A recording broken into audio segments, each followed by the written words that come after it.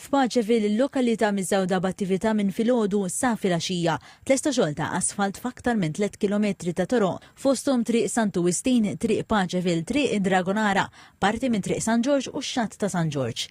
Ix-xogħlijiet saru b'investiment totali ta' 8 miljun euro b'kollaborazzjoni mal-Ministeru għat-Turiżmu.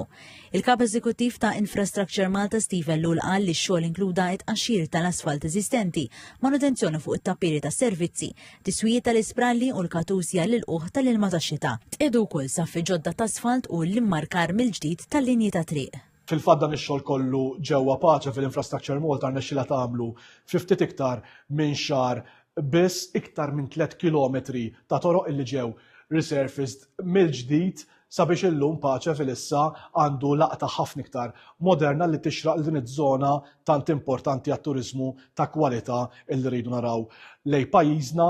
Is-Surelu spjega li dan ix-xogħol sar b'ħidma mill-qrib mal-Kunsill Lokali tas San Ġiljan, mal-Assoċjazzjoni tal-Lukandi u r-Ristoranti f'Malta, kif ukoll mat-Transport Malta.